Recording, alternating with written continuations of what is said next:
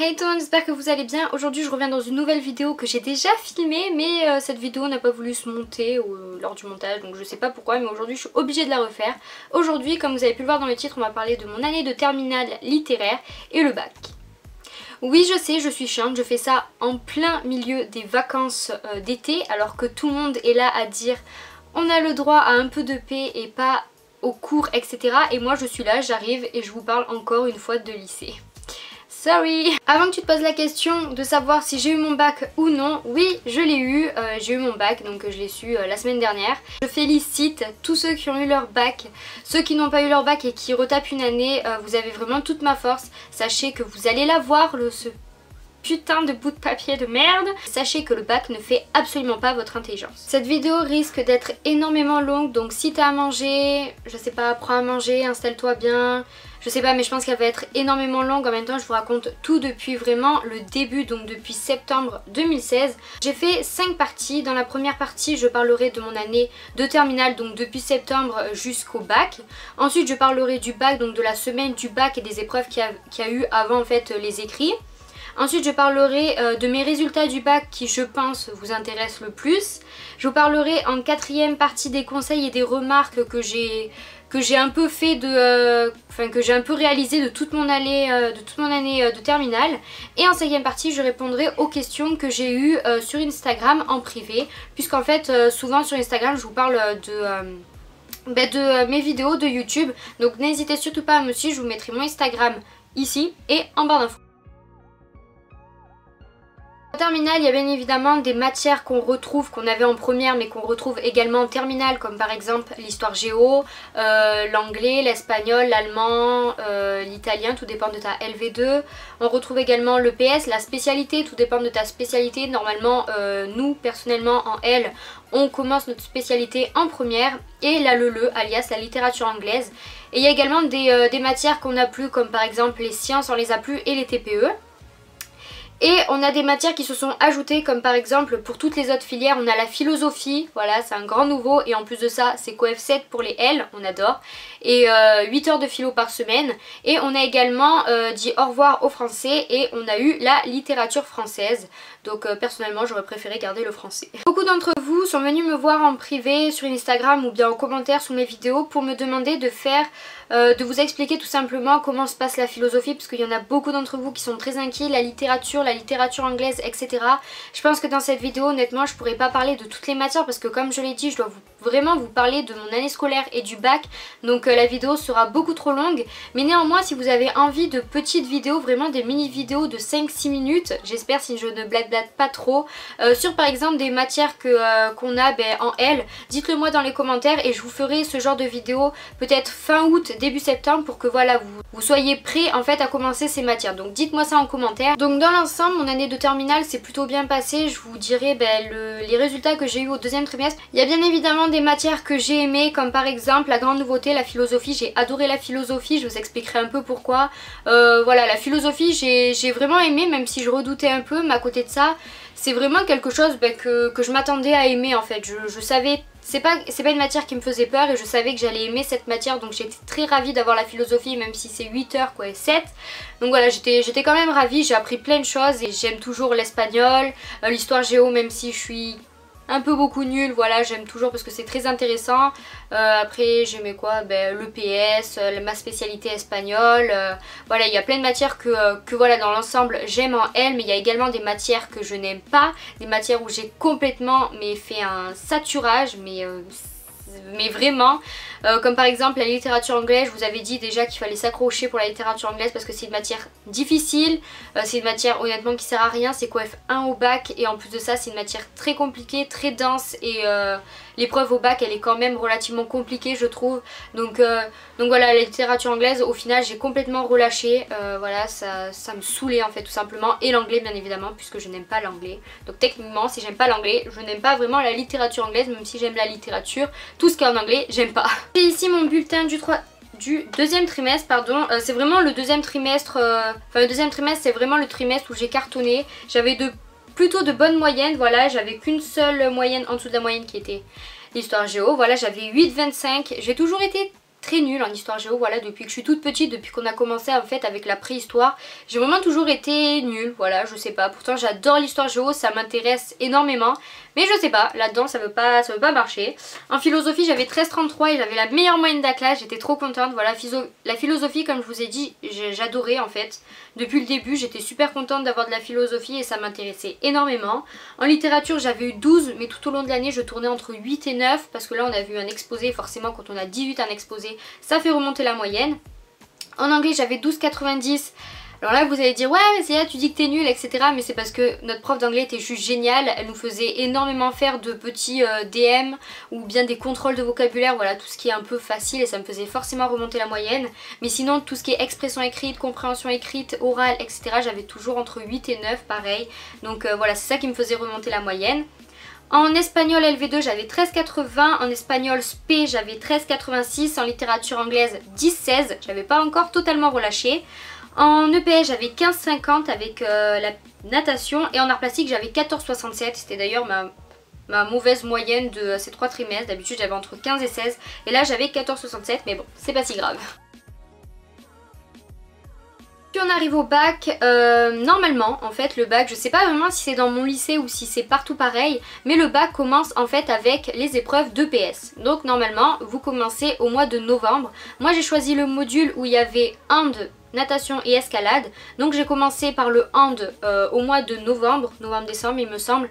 Ensuite j'ai continué par la natation au mois de mars et j'ai fini par l'escalade au mois de mai. Pour ceux qui ont les compréhensions orales, donc les ES, les S, les STMG et toutes les autres filières technologiques il me semble, vous avez les compréhensions orales. Donc vous savez les compréhensions orales c'est le petit enregistrement qu'on vous met en LV1 et en LV2. Voilà vous avez 2 compréhensions orales et vous devez noter en fait ce que vous comprenez dans l'enregistrement. Et ça c'est au mois de mars-avril il me semble. Pour les ES, S, etc. STMG, les autres filières technologiques pareil, vous avez les oraux qui sont au mois de mai, les oraux de langue LV1, LV2. Et pour les options pareil c'est au mois de mai. Donc c'est vrai que entre avril et mai vous avez énormément de choses pour les autres filières. C'est vrai que nous on n'a ni les compréhensions orales, voilà on l'a pas du tout en L. Et les oraux on les a après, donc après les écrits pendant que les autres sont en vacances lors de leur dernière épreuve écrite. Nous on attaque les oraux, voilà c'est super mal fait mais bon qu'est-ce que vous voulez, c'est l'éducation nationale, j'y peux rien. Moi par exemple j'ai pris l'option art plastique, je l'ai eu au mois de mai, mi-mai, je sais plus vraiment quand est-ce que c'était. Et vous commencez les options écrites, oui. Vous commencez le bac écrit avec la philo mi-juin il me semble. Nous c'était le 15 ou le 16, ça a commencé un jeudi et ça a fini un mercredi avec la LV2. Et donc on arrive le 15 ou le 16 juin avec l'épreuve de philosophie qui se déroule en 4 heures si tu es en L et si tu es en ES. Non enfin bref je vais vraiment parler des L parce que je peux pas vous dire en fait, je sais même pas quels coefficients ils ont les ES, les S, mais ça vous pouvez retrouver sur internet et normalement si tu connais ta filière normalement tu sais un peu tes coefficients. Donc personnellement en L c'est 4 heures coef 7 donc on attaque le jeudi de 8h à midi. Au bac de philosophie en fait vous avez le choix entre une dissertation et un commentaire. Vous avez en fait le choix de 2 dissertations et d'un seul commentaire. Cette année au bac franchement les sujets de dissertation étaient relativement très cool, enfin je trouvais les sujets vachement ouverts. Donc je sais plus le deuxième sujet mais moi j'ai choisi le premier qui a été suffit-il d'observer pour connaître. Et comme j'avais super bien appris que ce soit tout au long de l'année avec les différents auteurs et leurs pensées, ce qu'ils voulaient dire à travers leurs citations etc. Et ce que j'ai révisé sur DigiSchool, sur plein de sites internet. Moi je révisais énormément avec les vidéos YouTube, ça m'a permis vraiment de, je sais pas, ça voulait mieux rentrer et j'ai appris plein de choses. Donc c'était super que j'ai retranscrit dans ma copie. Toute cette année en philosophie je m'en suis à peu près bien sortie. Mes devoirs étaient notés entre 12 et 15 donc ça allait, voilà j'ai jamais dépassé, j'ai jamais été en dessous de la moyenne. À part si une fois sur ma dernière copie en plus c'était un 9 mais bon voilà tant pis. Et voilà franchement je l'ai bien senti, c'était la première épreuve donc c'était vraiment l'épreuve où je stressais et après en fait ça allait tout seul. Généralement lors de votre première épreuve il y a un peu toute votre famille qui vous appelle en vous disant alors la première épreuve etc. Ils sont autant stressés que vous, vos copains ils vous demandent comment c'était l'épreuve etc. Et là on sait pas trop comment se positionner. Moi je fais partie des personnes qui se disent bah écoute, je pense que ça s'est bien passé mais j'ai pas trop envie de me positionner, j'ai pas envie d'être déçue lors des résultats donc je préfère dire que ça va. Mais au fond de toi tu sais que t'as plutôt bien réussi l'épreuve mais t'as pas envie de le dire parce qu'on sait jamais, tu vois, si on t'entend et qu'après on te dit ah ouais tu crois que t'as bien réussi, bah hop on va te mettre une mauvaise note. Et je crois qu'en fait petite personne là qui est là-haut. Je crois qu'elle m'a un peu trop entendue et donc elle m'a mis une mauvaise note au bac, je vous dirai après mes résultats. Donc voilà, j'ai pas trop envie de me positionner et en plus de ça la philosophie c'est un peu qui tout double. C'est-à-dire qu'on aura beau dire qu'en fait en philosophie il y a un barème. Pour moi c'est faux, la philosophie c'est un peu qui tout double parce que vous devez donner les avis des auteurs pour faire thèse antithèse, c'est assez compliqué, c'est pour ça que je vous ai dit si vous avez envie d'une vidéo sur la philosophie n'hésitez pas à me le dire en commentaire et grâce à ça vous pouvez donner un peu votre avis en le formulant de manière assez claire et honnêtement si le correcteur est d'accord avec vous, vous aurez une bonne note mais si le correcteur n'est pas d'accord avec vous, vous aurez une mauvaise note, voilà donc c'est un peu qui tout double, on aura beau dire qu'il y a un barème, moi je suis pas totalement d'accord avec ça, j'aimerais bien le voir le barème mais bizarrement on n'a jamais vu. Le lendemain, donc le vendredi de 8 h à 12 h, on a eu l'épreuve d'histoire géo qui est coefficient 4. Donc l'histoire géo c'est assez compliqué parce que honnêtement l'histoire géo c'est vraiment un programme hyper dense, il y a beaucoup trop de choses, je sais pas ce qu'ils auront à l'éducation nationale mais ils se disent... Je sais pas, ils sont capables d'apprendre tout ça, on apprend vraiment de tout sur tous les pays, que ce soit la France, les États-Unis, le Brésil, l'Afrique, l'Inde, la Chine, le Japon. Waouh, surtout je me demande si les autres pays apprennent autant sur la France que nous on apprenne de leur pays en vrai. Et cette année, je sais pas si vous avez un peu suivi les actualités ou quoi, on s'est fait bisuter, clairement les 99, on s'est fait tellement mais bisuter mais au plus au point. Donc c'est à dire qu'en fait l'épreuve de philosophie se compose d'une majeure et d'une mineure. Oui. Donc la majeure c'est la composition, donc vous avez soit une composition d'histoire, soit une composition de géo. Et la mineure c'est soit une étude critique de documents en géo, ou une étude critique de documents en histoire, ou bien un croquis de géo. Si vous avez majeure histoire, vous aurez forcément une étude critique de doc en géo ou bien un croquis géo. Si vous avez une majeure géographie, vous aurez forcément une étude critique de doc d'histoire. Vous pouvez pas avoir que de la géo ou que de l'histoire, c'est pas possible. C'est pourquoi le jeune homme qui a fait une composition sur la Tchétchénie et que parce qu'il avait soi-disant fait complètement l'impasse en histoire. C'est complètement débile puisque c'est une épreuve d'histoire géo. C'est comme si tu faisais l'impasse sur l'anglais alors que tu allais à l'épreuve d'anglais, c'est pas possible quoi. Et donc toutes les années depuis 5 ans, l'éducation nationale en fait alternait entre histoire, entre majeure histoire, majeure géo, majeure histoire, majeure géo, etc. Et en 2016, les anciens terminales ont eu majeure histoire. Donc techniquement cette année on avait environ 95% de chances que ce soit majeure géo. Donc là vous allez vous dire... Eh ben non, ils ont eu majeure histoire, bien joué. Donc oui, on a eu majeure histoire, on avait le choix entre deux sujets, soit le socialisme, communisme, syndicalisme en Allemagne depuis une certaine date, ou soit la Chine depuis 49. Personnellement, j'ai pris la Chine depuis 49. L'Allemagne là avec tous ces régimes politiques, j'y arrivais pas, déjà que la France j'ai du mal, alors l'Allemagne je ne vous explique même pas. Donc voilà, j'avais un peu trop de mal. Et on a eu le croquis de Géo qui était Paul et Flux de la mondialisation. Honnêtement c'était le croquis le plus simple. Donc vous avez 7 ou 8 croquis je crois à prendre en terminale. Et vraiment celui-ci c'était sincèrement le plus simple. On avait forcément des choses à mettre à l'intérieur. Donc voilà, on pouvait forcément s'en sortir. Mais c'est vrai que lorsque mes camarades ont vu, enfin les camarades avec qui j'étais dans la salle ont vu qu'on avait majeure histoire, pardon. Voilà, la plupart des personnes sont parties au bout d'une heure, la plupart des personnes n'avaient pas révisé les croquis, avaient moins révisé l'histoire que la géo, donc étaient complètement dégoûtées. J'ai eu des potes à moi qui ont pleuré, voilà, c'était un peu... On était un peu dégoûtés et remontés honnêtement contre l'éducation nationale et il me semble que le sujet en fait de base a été affûté, donc c'est pourquoi on n'a pas trop eu de chance quoi. Donc on a le week-end, samedi, dimanche pour réviser les langues, la littérature française et les oraux. Puis on arrive le lundi de 14 h à 17 h, épreuve d'anglais, coef combien, coef 4. Ouais, coef 4. Donc alors l'anglais, alors oui, soit vous... En fait, en terminale, vous pouvez inverser votre LV2, vous pouvez la passer en LV1 et votre LV1 en LV2. Donc le lundi, il y avait plusieurs personnes en fait qui passaient toutes sortes d'épreuves de langue. Il y en a qui ont passé l'espagnol, d'autres l'italien, d'autres l'allemand et d'autres l'anglais. Moi, j'ai gardé ma LV1 en anglais, me demandez pas pourquoi, je pensais au futur. Ouais, je vais pas vous cacher, mais pour moi l'épreuve était super compliquée. Déjà l'anglais je suis vraiment très nulle, donc autant vous dire que j'ai eu un peu de mal quoi. Surtout que le lendemain avec mes copines on en a parlé un peu et elles m'ont dit oh mais Célia c'était un sujet pour toi, c'était la photographie, t'aimes la photographie, tu t'en es forcément sortie. Non, non autant vous dire que non, je m'en sors pas, ce genre d'épreuve, l'anglais c'est pas trop ma tasse de thé, donc même s'il y a un sujet que j'adore comme la photographie, je n'y suis pas arrivée. Voilà, il y avait une question où il fallait répondre en français, c'était sur le texte 2. Le texte 2 parlait d'une jeune fille qui voyait des lumières, des bruits ou je sais pas trop quoi à l'extérieur.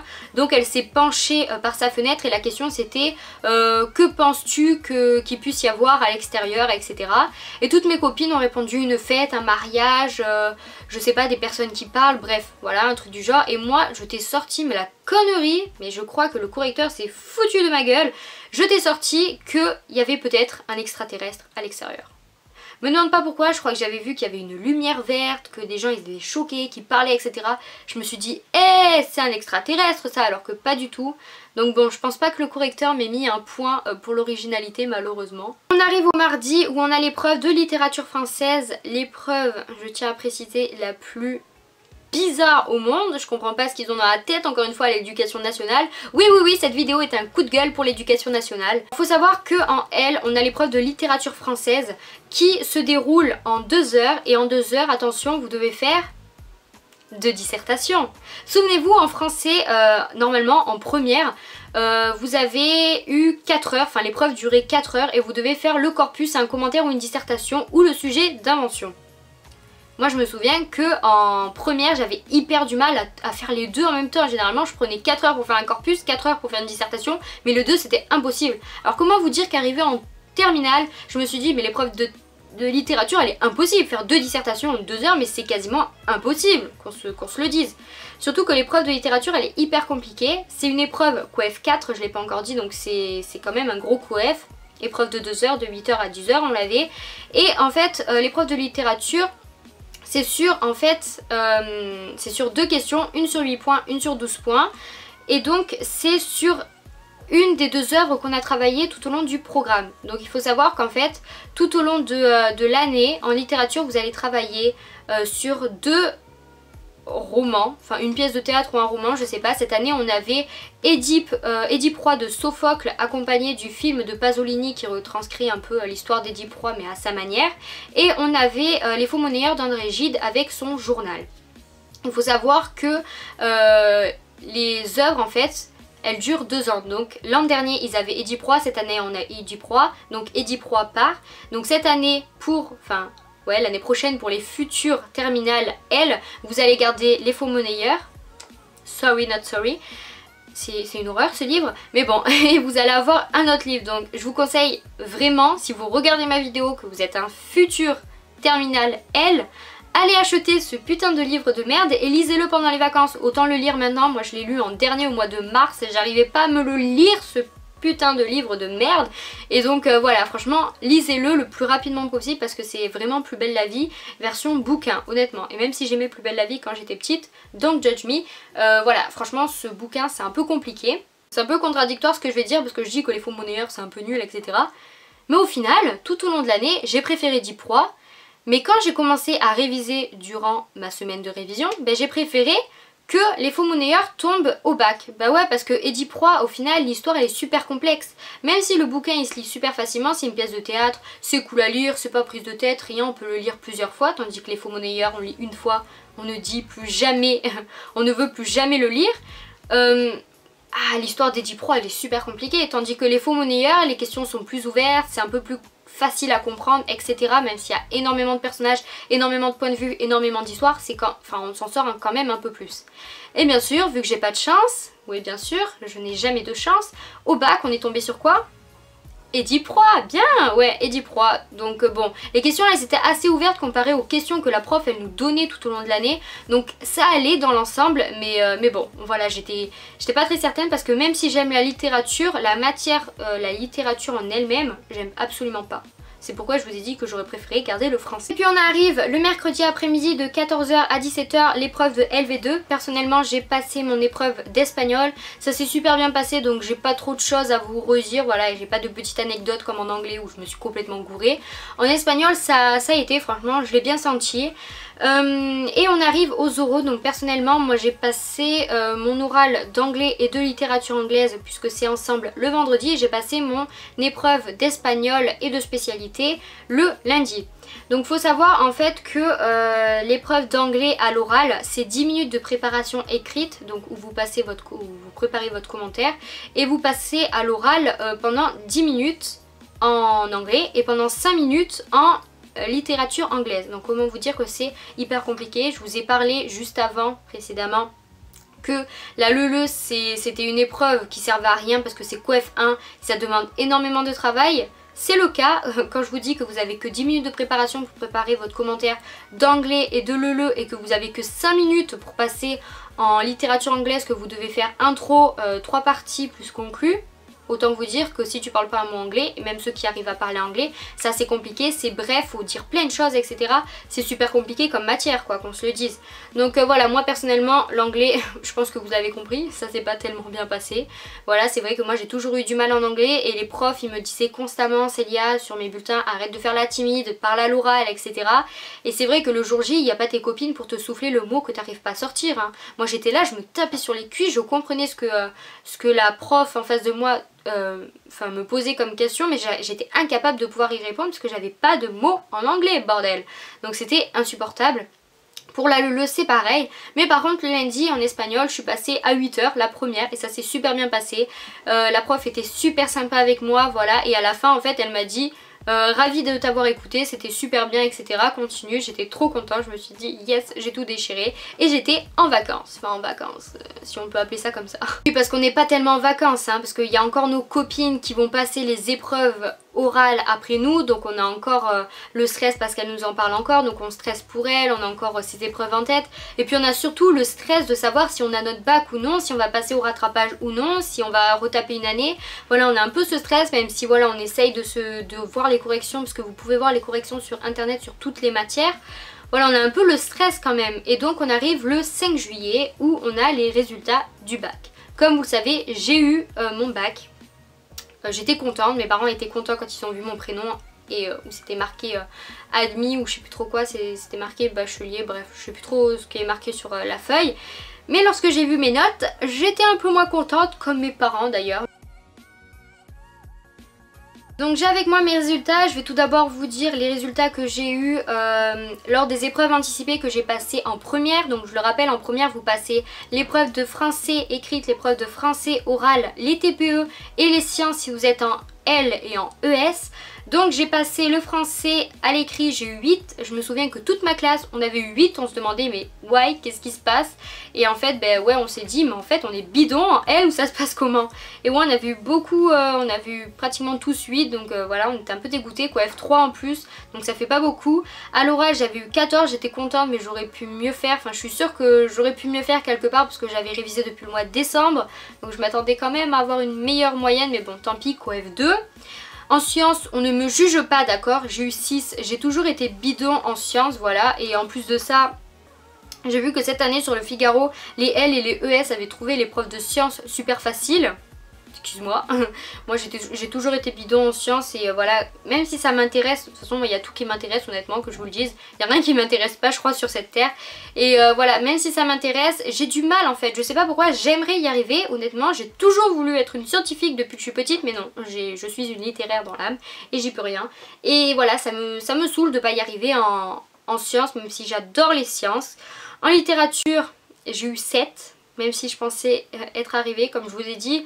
C'est même pas parce que vous êtes littéraire et que vous aimez lire comme j'aime lire qu'en fait vous allez forcément être bon en littérature. C'est dommage mais c'est comme ça. En histoire géo, trop choquée de ma vie, j'ai eu 13, j'ai jamais eu 13, peut-être que pour vous 13 c'est pas beaucoup, mais j'ai jamais eu 13, même en CE1, même j'avais jamais eu de très bien quoi, j'avais toujours eu des biens mais jamais des très bien. Donc là j'étais trop contente d'avoir eu 13, mais vraiment trop contente, sa mère. En anglais j'ai eu 9. C'était pas une surprise pour moi, surtout vu le carnage que j'ai fait à l'oral. En LV2 j'ai eu 13, donc en espagnol j'ai eu 13. C'est dommage parce que je peux pas avoir ma note à l'oral et ma note à l'écrit, ils combinent les deux en fait, c'est un peu dommage. Donc tant pis, ça m'a fait remonter ma moyenne parce que c'était un coef 8, donc super important. Faites attention selon les SP que vous prenez, si vous prenez SP anglais alors que vous êtes bidon en anglais, c'est quand même coef 8 alors que votre langue qui n'est pas votre spécialité c'est coef 4, donc... faites vraiment attention, moi j'étais pas à jour au niveau des coefs, je croyais que c'était coef 9 en anglais et coef 8 en espagnol, rien à voir. En LELE j'ai eu 8, je m'attendais vraiment à avoir moins. Je pense qu'elle a été gentille avec mon LELE, hein. Oui, oui, oui. En philosophie, là j'ai honte de vous avoir dit que j'avais eu la meilleure note, la meilleure moyenne de ma classe en philosophie au deuxième trimestre, alors que là j'ai eu 5 au bac. Oui, oui, oui, j'ai eu 5 au bac, c'est ce qui m'a fait baisser ma moyenne du bac parce que j'étais trop dégoûtée d'avoir eu 5. C'est pour ça que je veux réclamer ma copie et repasser mon bac de philosophie à tout prix. Je suis dégoûtée. En EPS j'ai eu 15, donc c'est un peu ce que c'est un peu la note que j'attendais. En TPE j'avais eu 12 et là je regrette de ne pas avoir eu plus de points au TPE, donc n'hésitez surtout pas à vous défoncer au TPE. Qui c'est qui me gueule? Je filme. En art plastique j'ai eu 16, j'étais trop contente même si j'aurais pensé avoir un peu plus vu tout ce que j'ai fait. Faut savoir que l'art plastique, si vous voulez une vidéo sur l'art plastique, dites-le moi, voilà, je sais pas, peut-être que ça vous intéresse. L'art plastique c'est vraiment pas à prendre à la légère, hein. C'est pas parce que tu sais dessiner une maison que ça va le faire. L'art plastique ça demande énormément de travail, très honnêtement. Donc j'ai eu mon bac avec, attention, j'ai un peu honte de le dire, mais avec 10,08 de moyenne. Donc voilà, j'étais à ça de pas l'avoir, mais bon je l'ai eu et je pense très honnêtement, on en a discuté avec mes copines, qu'à la base je devais pas avoir mon bac et que vu que j'ai fait on va dire une année en terminale assez... j'ai envie de dire ce mot parce que j'ai que ce mot qui me vient à la tête, même si vraiment j'ai pas envie de me lancer des fleurs.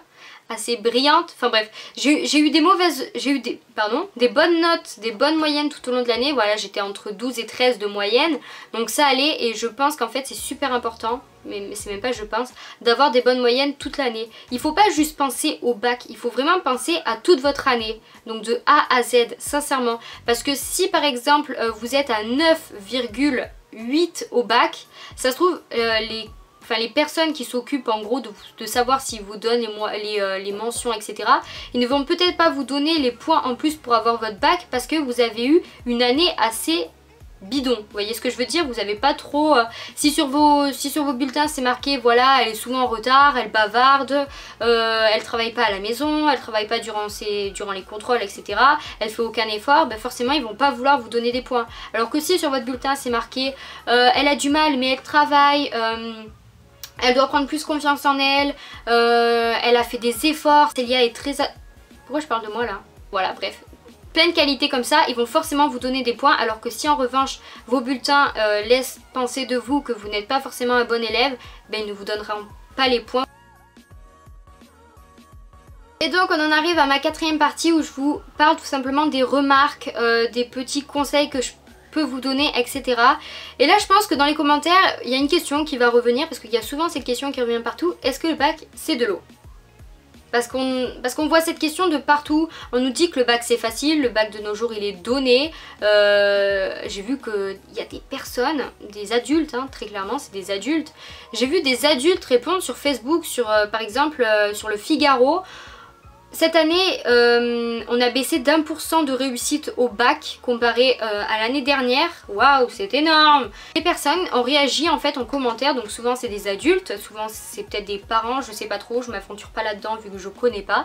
Et ces personnes-là ont dit tout simplement, ceux qui n'ont pas leur bac c'est des minables, c'est des illettrés, de nos jours le bac il est donné, je comprends pas, à notre époque c'était beaucoup plus compliqué que ça et tout. Bla bla bla bla bla. En fait, moi je pense que le bac c'est pas de l'eau, très honnêtement.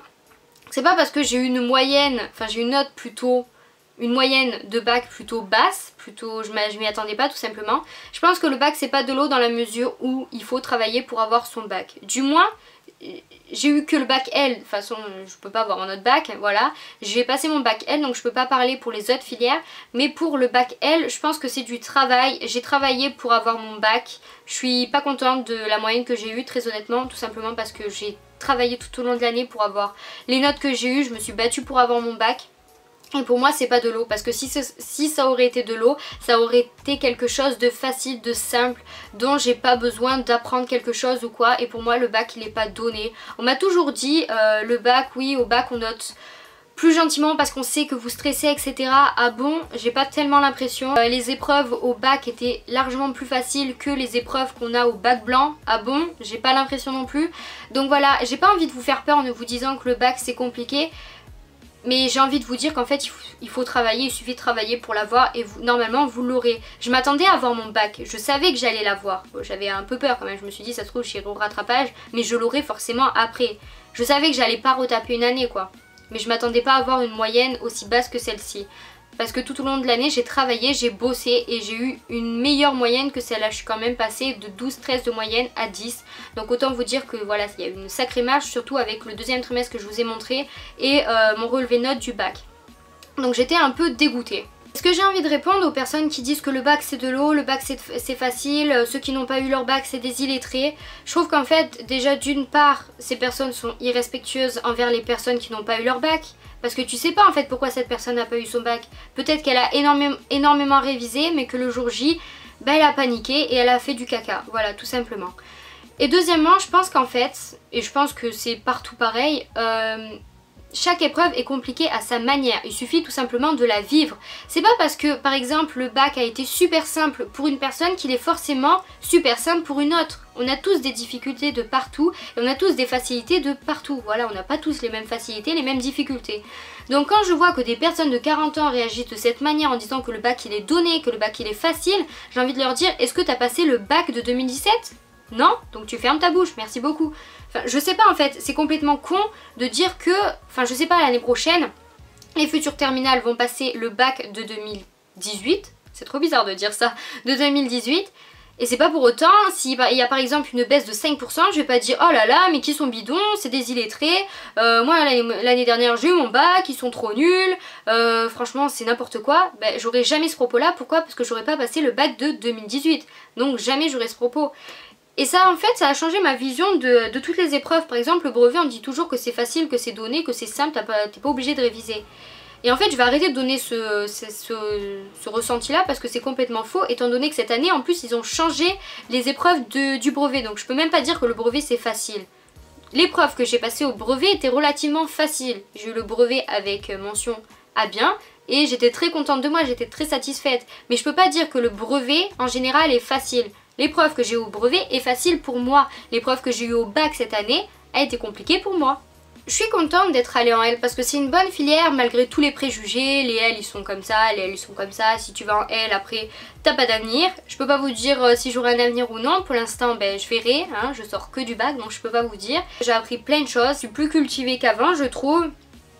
Je lis plus qu'avant. Je parle mieux espagnol qu'avant, bon l'anglais c'est pas une réussite pour moi, je sais pas, j'ai appris énormément de choses en histoire géo, voilà ça m'a ouverte énormément sur plein de sujets, la philosophie j'ai énormément appris cette année, voilà, et donc je suis satisfaite d'être allée en L, mais je pense, voilà, je connais que ma filière à moi, donc je peux pas savoir comment c'est en ES, comment c'est en S, en STMG et dans les autres filières. Mais ce que je veux dire c'est que je pense très honnêtement que en L, ils cherchent trop en fait la petite bête en fait. Je trouve qu'en fait ils nous en demandent beaucoup trop, c'est ça que je veux dire. Je sais pas comment ils sont en ES etc. Mais en fait je trouve que c'est bizarre, mais en fait je trouve que même les profs ils sont à fond sur les préjugés de L en fait au final. C'est vrai, genre je me souviens que cette année dans ma classe on est énorme, enfin il y a énormément de personnes végétariennes et véganes. Et cette année par exemple, en début d'année, il y en a beaucoup d'entre nous qui sont partis en Angleterre et ils étaient en train de faire les familles etc. Et en fait beaucoup de personnes qui sont parties en Angleterre de ma classe, moi je suis pas partie en Angleterre, sont véganes. Et là il y a une prof qui a commencé à rigoler et qui a dit à une autre prof, on n'est pas dans une classe de L pour rien. Voilà comment on voit la L. Donc je trouve ça un peu con en fait et je pense que les profs ils en jouent énormément. Pour eux sincèrement je pense qu'ils voient le L en tant que chevalier qui parle comme au 19e siècle, qui je sais pas, qui s'exprime comme tout le monde etc. Alors que nous on est des gens normaux comme les autres, enfin moi je me considère normal comme une personne qui est en ES etc. Enfin je sais pas, je parle comme toutes les autres personnes et je sais pas, l'année dernière vous me demandez et même encore maintenant vous me demandez est-ce que ça suffit de lire beaucoup, de savoir bien parler espagnol, anglais, allemand, italien pour aller en L? Bah honnêtement l'année dernière je vous aurais dit oui sans problème parce que je le rappelle mais je suis passée en L avec 9 de moyenne en seconde, j'avais rien foutu en seconde je m'en souviens, donc comme quoi tout est possible, j'avais 9 de moyenne et je suis passée à 13 de moyenne en terminale donc comme quoi. Et cette année j'ai envie de vous dire, en fait je sais même pas si ça suffit d'être bon dans tout ça parce qu'honnêtement ce qui compte le plus en L j'ai envie de vous dire c'est votre façon de vous exprimer, votre façon de parler. Et je trouve ça tellement bête au final parce que moi je pense pas je pense pas avoir un vocabulaire inapproprié en fait. Je pense parler comme tout le monde et je pense bien parler, c'est tout. Et je pense qu'en fait en L ils nous en demandent beaucoup trop, j'ai l'impression qu'on devrait parler comme... je sais pas, encore mieux que les profs en fait limite. Et c'est vrai que par exemple en littérature cette année la prof elle nous disait des mots etc, on se regardait tous comme ça Et on lui demandait en fait ce que ça voulait dire. Elle était choquée en fait de nous expliquer la signification en nous disant oh là là vous devez savoir, vous êtes des L, etc. Voilà, je trouve qu'ils nous en demandent beaucoup trop, donc je sais pas si les personnes qui sont en ES ou en S, dites-moi si vous aussi vous en demandez beaucoup trop sur par exemple en ES, sur l'économie, etc. Ou justement si vous apprennent plus à savoir ce qu'est l'économie dans sa profondeur, etc. Et en sciences, sur les SVT, enfin, voilà, sur le corps humain, ou bien si vous devez avoir déjà ces connaissances. Moi j'ai l'impression encore il faut déjà avoir des connaissances sur ça. Franchement j'ai eu l'impression, surtout en terminale, pas forcément en première mais surtout en terminale, qu'en fait je devais bouffer un dictionnaire pour comprendre les mots que les profs nous disaient parfois. Enfin je sais pas. Voilà, c'est un peu compliqué mais pour ça en L je trouve quand même qu'ils sont assez compliqués avec nous, assez sévères avec nous, alors que voilà, je comprends pas. On aime lire, on aime parler d'autres langues et je sais pas, on dirait que ça suffit pas. Et ça m'énerve. Je vais répondre maintenant aux questions qui m'ont été posées sur Instagram. Je le rappelle, si vous ne me suivez pas sur Instagram, je vous invite vraiment à me rejoindre parce que je poste énormément en fait et je parle souvent de YouTube. Et si vous avez vraiment besoin de conseils, d'avis pour l'année prochaine ou pour toutes sortes de choses, n'hésitez pas à venir me parler, je vous réponds toujours. Donc il y a David, si tu passes par là, coucou. David il me parle souvent donc... c'est un super abonné, je l'adore. Il m'a dit tu attendais plus de toi ou tu es satisfaite? Comme j'ai dit, j'attendais énormément plus de moi. Je suis sûre que j'aurais été capable de mieux faire, mais c'est la vie, c'est comme ça. Je ferai forcément mieux pour les autres épreuves à l'avenir. Il m'a encore demandé quelle a été l'épreuve la plus dure. Pour moi, sans hésiter, ça a été l'épreuve d'anglais et de l'ELE à l'oral. Ça a été vraiment ces deux matières. Mais en soi, l'oral, ça a toujours été très compliqué pour moi. Donc je pense que ces deux matières-là... c'était vraiment les matières les plus compliquées pour moi pour le bac. Comment t'es-tu située avec tes notes par rapport à ta classe, en dessous ou au-dessus de la moyenne? Carrément en dessous. Cette année j'étais pas dans les meilleurs mais j'étais pas dans les plus nuls non plus. J'ai toujours été plutôt moyenne on va dire. À part en seconde où vraiment j'étais la dernière de ma classe. Enfin je pense. Mais en première vraiment j'étais plutôt moyenne. Enfin en terminale par contre j'étais plutôt moyenne. Et là de savoir que surtout qu'en fait les profs m'avaient donné l'avis favorable pour le bac au dernier trimestre. J'ai été dégoûtée de savoir que j'avais eu que 10,08. Donc je me suis sentie carrément en dessous de la moyenne. Il m'a encore posé la question, il y a eu une épreuve où tu as eu une note que tu n'attendais pas du tout. Oui, l'histoire géo avec 13 de moyenne, je m'y attendais pas du tout et je suis super contente. Et le lycée va te manquer? Absolument pas. Je suis contente de partir du lycée, de faire une nouvelle vie, de partir loin d'ici, de partir loin de ma ville. Je suis très contente et de surtout plus voir les mêmes personnes. Même s'il y a des personnes qui vont me manquer, mes collègues de classe que j'adore qui vont me manquer, je suis très contente de plus voir les mêmes têtes et voilà, un peu de rafraîchissement, ça fait du bien. Ensuite, Dark Girl Inside m'a posé 3 questions. Alors j'ai 3 questions, vous êtes combien d'élèves dans une classe? Alors ça dépend complètement de où tu vas aller, de quel lycée, enfin ça dépend vraiment de tout. Cette année on a été, l'année dernière, donc en première L, on a vraiment été la plus grosse classe de L depuis la création de mon lycée qui date peut-être d'il y a 8 ans, je sais pas vraiment, j'ai pas les dates en tête. Mais on était 28 élèves il me semble et l'an dernier on avait beaucoup de correspondants qui venaient, qui partaient, de personnes qui restaient pendant très longtemps avec nous. Donc c'était cool, moi j'aimais bien, on avait des Allemands, on a eu quoi? On a eu un Argentin, oui c'était trop bien, j'ai trop aimé. Et voilà, et cette année on était 28, on n'a pas eu de correspondants, c'est bien dommage d'ailleurs. Y a-t-il beaucoup de classes de terminale L? Encore une fois ça dépend, nous dans notre lycée on n'était qu'une seule classe de L. Mais je sais que le lycée à côté où j'ai passé mes résultats et enfin où j'ai passé mes oraux et où je suis allée voir mes résultats du bac, il me semble qu'il y a peut-être 3 classes de L, quelque chose du genre, mais ils sont énormément nombreux. J'étais très choquée d'ailleurs, et d'ailleurs de voir qu'il y avait beaucoup de garçons dans les classes de L, ça m'a encore plus choquée puisque nous il n'y en avait que 3.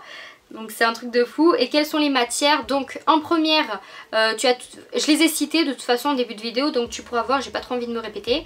Et voilà, et en terminale tu as la philosophie et la littérature française en plus. Alors là j'ai pas le prénom, donc désolée comme avant d'ailleurs. BXDCT me demande: coucou, je voulais juste savoir si avec 12 points de retard il est quand même facile d'obtenir son bac avec mention. 12 points de retard aux épreuves anticipées. Donc oui, je pense très clairement, surtout si tu t'accroches cette année et que tu arrives en fait à avoir des bonnes moyennes de partout, et en plus de ça que tu aies des options que tu donnes à fond, que tu te donnes à fond en EPS par exemple, ou voilà, où tu peux gratter un maximum de points. Et pour finir, Estelle me demande quelle a été la matière que tu as le mieux réussi au bac. Donc En termes de notes, la meilleure matière que j'ai réussi au bac, ça a été l'art plastique avec 16 de moyenne. Mais je dirais que la matière où je ne m'attendais pas du tout à avoir cette note et où je suis super contente d'avoir cette note, et j'ai envie de répondre pour cette question, l'histoire géo, parce que voilà, j'étais juste trop contente de moi. J'ai jamais eu cette note de toute ma vie, c'est au bac où je me suis vraiment défoncée. Et voilà, donc je répondrai l'histoire géo avec 13 de moyenne. Et voilà tout le monde, cette vidéo est terminée, j'ai plus de batterie, donc je suis désolée, j'ai énormément parlé, j'avais énormément de choses à dire. Je crois que ça fait peut-être 1h30 que je filme, donc ça va être très dur au montage. Si vous avez des questions, n'hésitez pas à me les dire en commentaire. J'ai pas pu répondre à tout, j'ai pas pu expliquer toutes les matières, tout ce qui s'est passé au bac, mais j'espère en avoir dit assez pour que soyez un peu plus rassurés à l'idée de rentrer en terminale et de passer le bac. Si vous avez envie d'avoir des mini vidéos sur des matières, n'hésitez pas à me le dire en commentaire, je serais ravie de les faire. Fin août par contre, parce qu'on va laisser un peu les vacances, voilà, on est encore en vacances, hein, on n'est pas encore en train de reprendre les cours, donc fin août ce sera très bien. Si vous avez des idées de vidéos, n'hésitez pas à me les mettre en commentaire. Vous partez, dites-moi en commentaire ce que vous allez faire pendant les vacances, dites tout ça en commentaire, je veux tout savoir. Je me ferai un plaisir de vous lire et de vous répondre. En tout cas, moi je vous fais de très gros bisous, portez-vous bien, c'est le plus important et je vous dis à la prochaine. Salut!